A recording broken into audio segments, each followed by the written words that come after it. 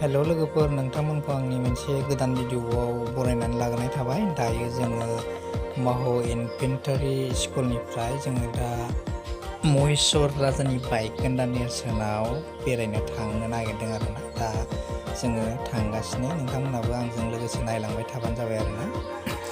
नोंथांमोना दा नैबे जाहैबाय एमपिआनो गोलैयो, गासिबो मध्य प्रदेश आरोना। ओमफ्राय दा बावहाय गोबां जोंनि बायदि आसामाव बिदि दामि गारि सालाया आरोना। बाइकफोरखौ केटिएम, बिदिनो रयेल एनफिल्ड बेफोरबायदि गारिखौ बांसिन सालाया। बावहाय ग्लेमार, स्प्लेन्डार, स्कुटिया, एक्टिभा बेफोरखौल' सालायो आरोना, सबसे खम थाव जानायखौ।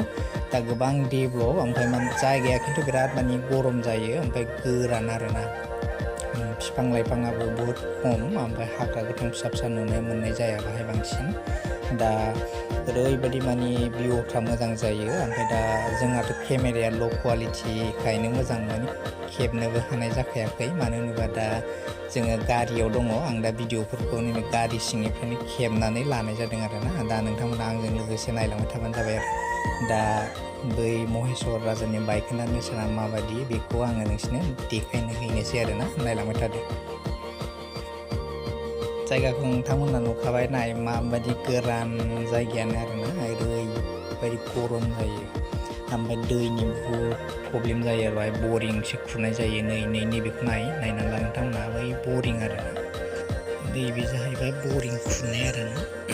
दैया बाहाय बरिं खुराबानो दै मोननाय जाया आरो। ओमफ्राय दैयाबो बहुद टाइम बाय टाइमसो साप्लाय हरो। ओमफ्राय सानसेयाव खननै हरो आरोना। बिदिनो फुंनि 4:30टासोआव खेनसे हरो, ओमफ्राय बेलासिनि 4:30टासोआव खेनसे हरो आरोना। ओरैबायदि जायगायाबो गोरान, बाराबो बिराद गरम गुदुं जायो आरोना। बिफां लाइफां गैया नालाय बिराद गरम जायो आरो। दायो जोङो थांगासिनो दङ। दा लामायाबो नैबे इनफेन्ट्रि माह' स्कुलनिफ्राय गैयाबाबो 2 घन्टा लायो आरोना, महेश्वर राजानि बायखोन्दा नेरसोनसिम सौहैनो थाखाय आरो। जोङो फुङावनो मथा मथि 4:00टासोबानो थांनाय जादोंमोन। ओमफ्राय दा जोङो बहुद लेट जालांदों। मानो होनोबा लामायाबो बिदिनो अबेबा जायगायाव ट्राफिक जाम जानो नागिरो। दा गोबां बाहाय बयबो फिसा फिसा खामानि मावो, आरो बाहाय गोबां 12 मास खेथि खालामो आरोना, हा गोरानबाबो। मानो होनोबा दैया बरिं खुरनानै बे आबाद मावनायाव पाइपजों माबायो आरोना, दैखौ सारनानै होयो आरोना। ओरैबायदि डेभलपखा जायगाया। मानो होनोबा बाहाय माइबो गायनाय जाया, गोराननि थाखाय बिराद खस्थ' जायो आरोना। गरम बिराद, बिदि आबाद मावनो थाखायबो बिराद प्रब्लेम जायो दैनि थाखायनो। आबादफ्रा खिन्थु बिराद मोजां जायो आरोना। मारै गायो गावसोरसो मिथिगौ आरो। बिराद मोजां जागोन। बांसिन साप्लायफ्रा ओरैजाय सफैजोबो, बिथिं आबाद मावनायफ्रा, जेरै सामब्राम, आलु, बिदिनो जुखाम, ओमफ्राय अनेक बुस्थु बाहाय आबाद मावनाय जायो। कफि, बिदिनो सब बुस्थुखौनो मैगं थाइगंखौ बानायनाय जायो आरोना, आबादखौ। दा जों फैनानै नैबाव मोनसे आर्मि केम्प मोननाय जादोंमोन आरोना। दायो जोङो महेश्वर राजानि बायखोन्दा नेरसोनाव सफैबाय। नैबे जाहैबाय महेश्वर राजानि बायखोन्दा नेरसोन मन्दिरनि गाहायाव दुगैग्रा दं आरोना। बे जाहैबाय नर्मदा दै। ओमफ्राय दा बेहाय गोबां जायगानिफ्राय दावबायनो फैयो, जेरै राजस्थान एमपि जायखिया बेनि जायगा जाखाबाय। दा मध्य प्रदेश, राजस्थान, गुजरात बेफोरनिफ्राय गोबां नायनो थाङो आरोना। नैबे गासिबो महेश्वर राजानि बायखोन्दा मन्दिर आरोना। दाबो बायाखै, मन्दिरा गासिबो मोजाङैनो दङ। ओमफ्राय बाहाय गोबां भिडिअफोर एक्सप्लर खालामनो फैनाय जायो गोजान गोजान जायगानिफ्राय। दायो जोंनि बेवहाय आंबो बेखिनि भिडिअखौनो खेबनानै लानाय जादों आरोना। दायो बाहाय बानेश्वर मन्दिर दं आरोना, दै गेजेराव बियो। ओमफ्राय आं दा बेखौ नैबे भिडिअआव देखायनो हानाय जाथ'वाखै। मानो होनोबा आं नेक्स्ट नैबे मोनसे भिडिअ फैबावगोन, बेहायसो आं बे बानेश्वर मन्दिरखौ खोन्थानो हागोन आरोना, दै गेजेराव। मानो होनोबा लन्चखौबो जों गाखोदों, ओमफ्राय लन्चनि दामाबो जोङो बिदिनो 50 थाखा दङ, 100 दङ, ओमफ्राय 150 दङ। दा जों 50 थाखानि टिकेटखौ दाननानै जों गाखोनाय जादोंमोन आरोना। ओमफ्राय बे गाखोनाया जाहैबाय, बे 50 थाखानिया बानेश्वर मन्दिर, बै दै गेजेरसिम ओरै थांनानै गिदिंनानै फैयो आरोना। दायो नैबे गासैबो महेश्वर राजानि बायखोन्दा नेरसोनजोब आरोना। बे दैयावनो गोदो महेश्वर राजाया दुगैनानै फुजा खालामोमोन। ओमफ्राय बेयो नर्मदा दै, आं बेखौ खोनाबायल' थायोमोन। ओमफ्राय आं दा रियेलाव फैनाय जाबाय आरो। दैयाबो बहुद मोजां, साफाथार आरोना ओमफ्राय गोबां बाहाय जिङाव ना फैयो आरोना नायाबो बिराद दंखायो ओमफ्राय दा माने जेबो माने बाहाय नाफोरखौ हमनानै जानायबो जाया नालाय ओमफ्राय दा मालाय बे मन्दिरनि हिसाबै दैयाव गोबां माने फुजा खालामफैयो नाफोरखौ नायनो फैयो आंबो माने भिडिअखौ नैबेयाव खोन्थानो हायाखै नाखौ ओमफ्राय आंना केमेरायाबो मबाइलजोंसो खेबनाय नालाय माने ग'प्र'फोरजों खेबनाय जायोबा नाखौ ग'प्र' केमेराखौ दै सिङाव सोनानै माने खेबनो हागौमोन आरो नाखौ मोजां आं देखायनो हानाय जानाय नङा दा नोंथांमोना नैबे जाखिनि आं भिडिअ माने खेबनानै नोंसोरनो देखायगासिनो दं बेखौ नायलांबाय थाबानो जाबाय आरोना दा गोबां माने बाहाय मन्दिर फिसा फिसा दङ मुर्तिफोर दानख'नाय आरोना ओमफ्राय आङो